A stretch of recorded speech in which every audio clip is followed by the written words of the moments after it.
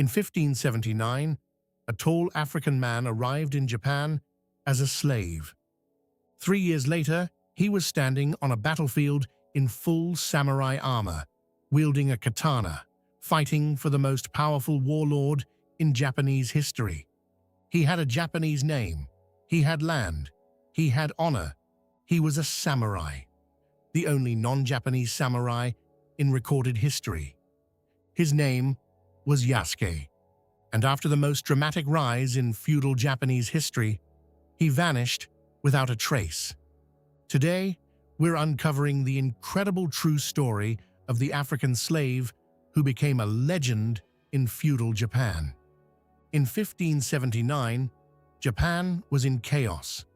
The Sengoku period, the age of warring states, had torn the country apart for over a century.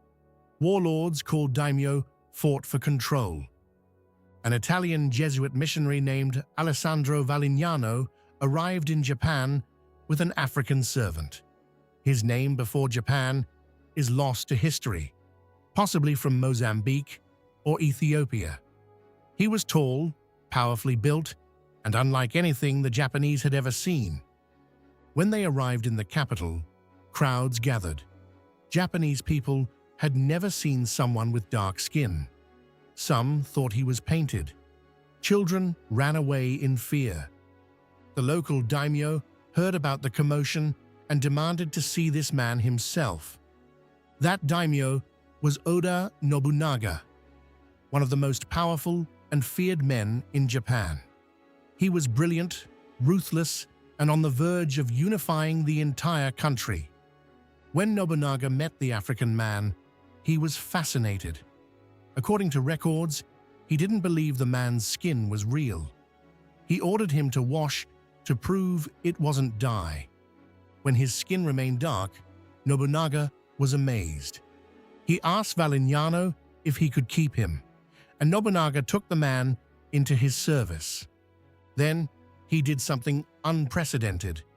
He gave him a Japanese name, Yasuke, and he made him a samurai. Let's be clear about what this meant. Samurai weren't just warriors. They were the elite military nobility of feudal Japan. A rigid social class with strict codes of honor, loyalty, and conduct. You were born samurai, or you earned it through extraordinary service, and it was never, ever given to foreigners. Japan was deeply insular. Foreigners were outsiders. The idea of a non-Japanese samurai was unthinkable until Yasuke. Nobunaga gave him a katana, the soul of a samurai. He gave him armor, likely custom-made for his considerable height. He gave him land and a stipend. And most importantly, he gave him respect.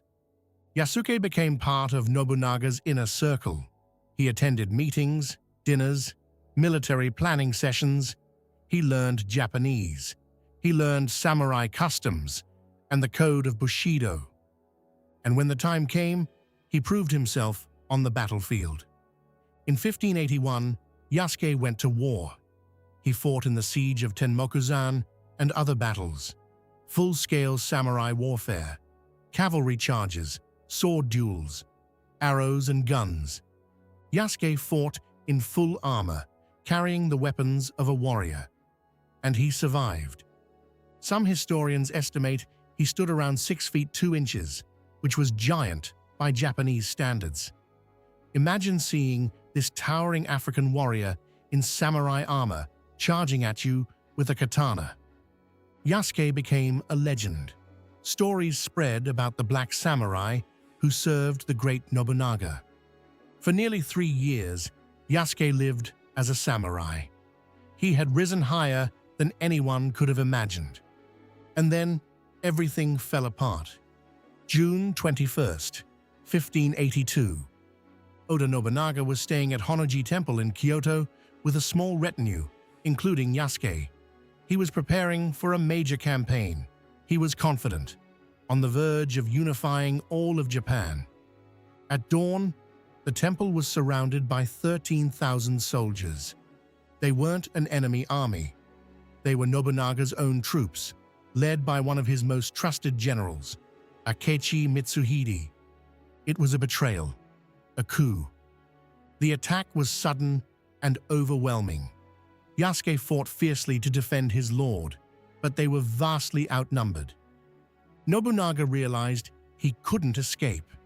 In traditional samurai fashion, he committed seppuku, ritual suicide, to preserve his honor. Yasuke and the surviving retainers fled to Nijo Castle, where Nobunaga's son was staying. They tried to defend him, but the castle fell too. Yasuke was captured. When he was brought before Mitsuhide, the traitor had a decision to make. Captured samurai were expected to commit seppuku or be executed. But Mitsuhide made a strange choice. He spared Yasuke.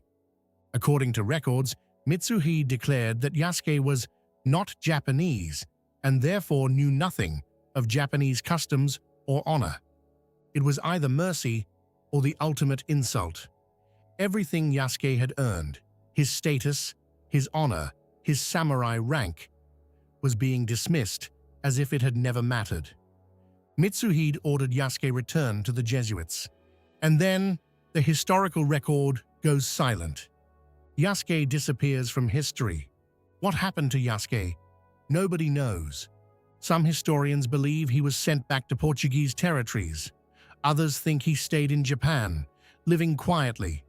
Some romantic theories suggest he continued fighting as a ronin, a masterless samurai.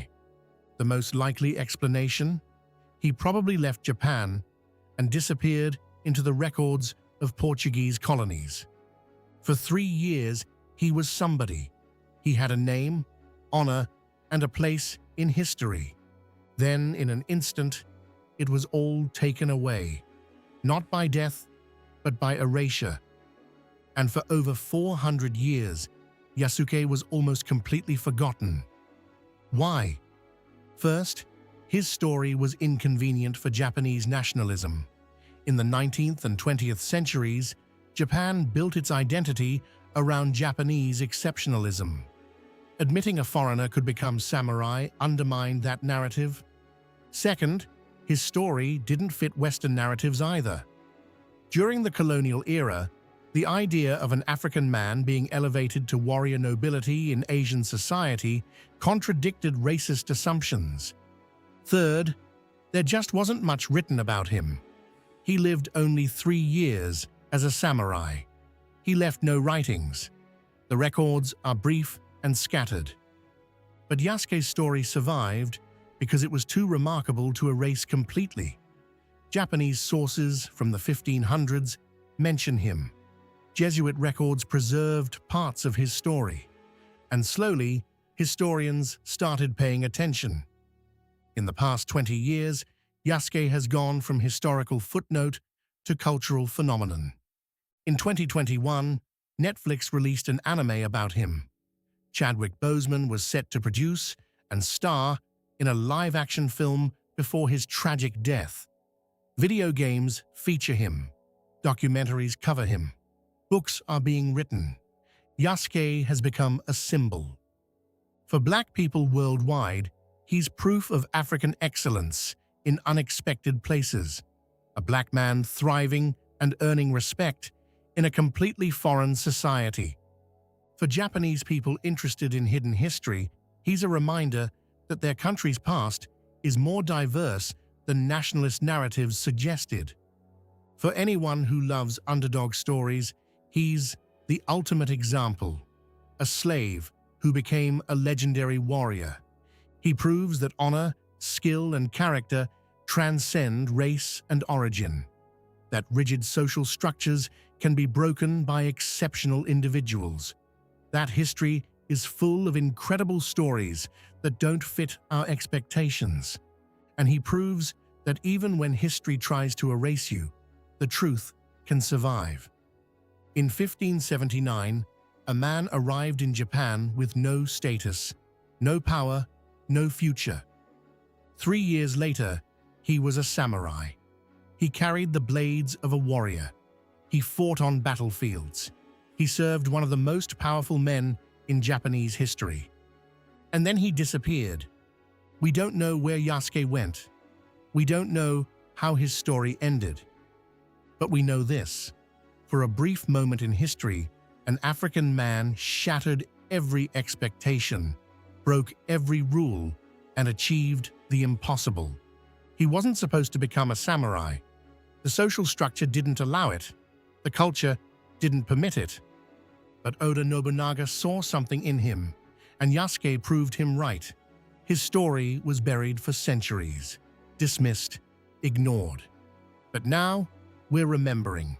We're telling his story. We're honoring what he achieved. And we're asking, how many other Yasukes are there? How many people achieved the impossible only to be erased from history? This is Untold Archives. We find the stories they forgot, the heroes they erased. Yasuke was a slave who became a samurai. And that's not a myth. It's history. Subscribe if you want more impossible stories, because history is full of them. You just have to know where to look.